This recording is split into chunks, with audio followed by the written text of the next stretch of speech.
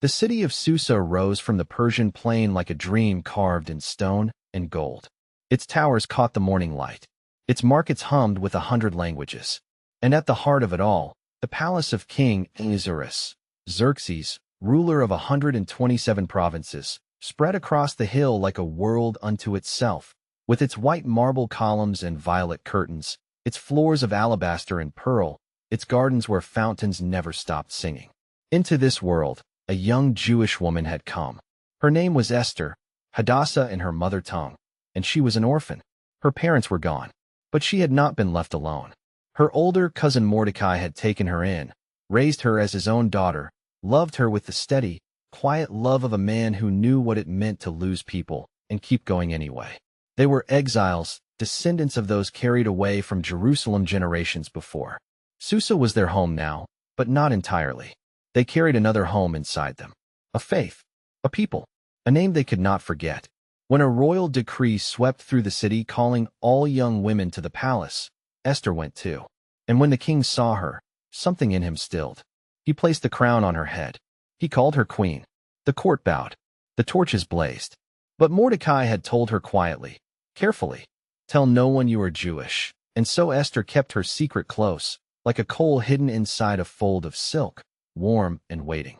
The question no one yet knew to ask was, how long could a secret survive inside a palace built on power? His name was Haman. He was second in command to the king, and he wore his authority like a garment he could not take off. When Haman walked through the king's gate, the officials bowed. Everyone bowed, except one man. Mordecai stood straight. Day after day, Mordecai refused to kneel. And Haman's pride curdled into something darker than anger. Something that wanted more than revenge on one man. He learned that Mordecai was Jewish, and so he decided, all of them. Every Jewish man, woman, and child in the Persian Empire would die. He went to the king with smooth words and half-truths. He said there was a people scattered through the provinces who kept different laws, who did not keep the king's laws, and it was not in the king's interest to tolerate them. He offered 10,000 talents of silver. The king pulled off his signet ring and handed it over. He didn't even ask for the name of the people. The decree went out, sealed with royal wax, carried on swift horses to every province.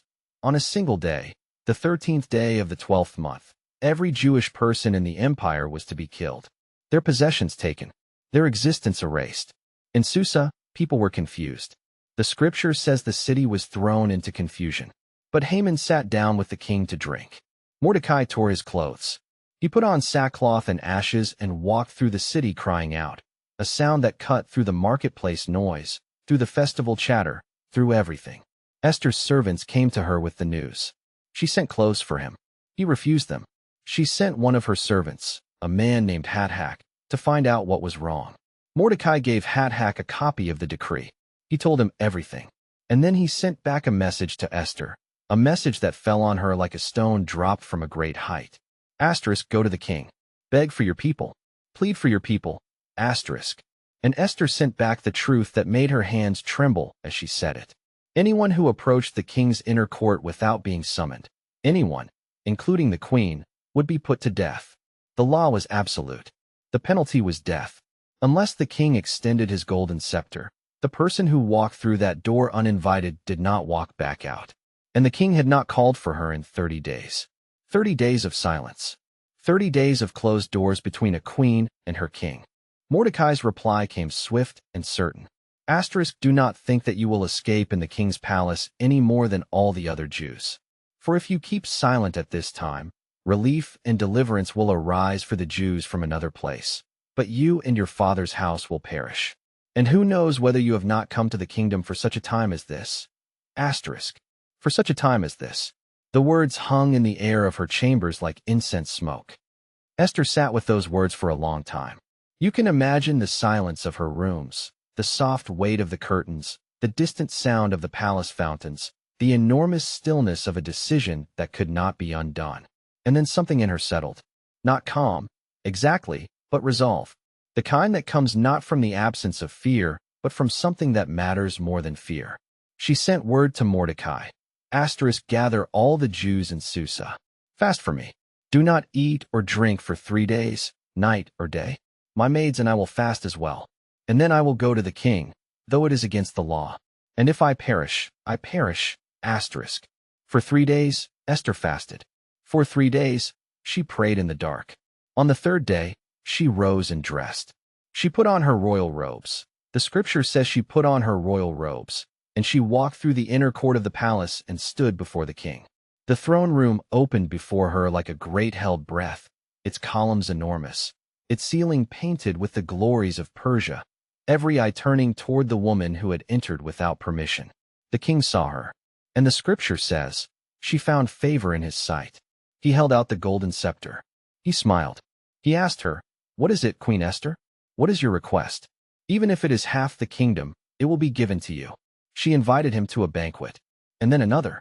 And at the second banquet, with the wine poured and the room fragrant and Haman sitting nearby, confident and comfortable, the king asked again, "What is your wish, Queen Esther?" And she told him everything. She named Haman. She said, "We have been sold, I and my people, to be destroyed, to be killed, to be annihilated." The king's face darkened. Haman went pale. By that evening, Haman was gone, condemned on the very gallows he had built to hang Mordecai. And Mordecai was given Haman's ring, Haman's position, Haman's place at the king's right hand.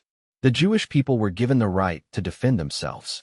On the very day their enemies had planned to destroy them, they survived.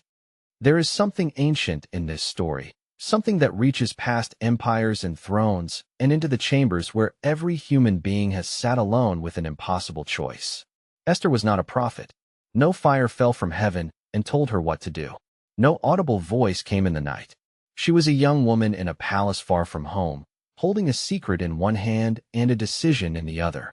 The hand of God in this story is quiet, so quiet that the name of God is never once spoken in the book of Esther. Not once. And yet somehow that makes the story feel more true, not less. Because that is often how it is. We don't get the burning bush. We get a cousin's words. We get 3 days of silence and prayer. We get a moment when we must stand up and walk through the door. For such a time as this, those words have outlasted Persia. They have outlasted every empire that believed it could determine who would live and who would die. They ask a question of every person who hears them. What if where you are is exactly where you were meant to be? Some doors are open not for our comfort, but for our courage.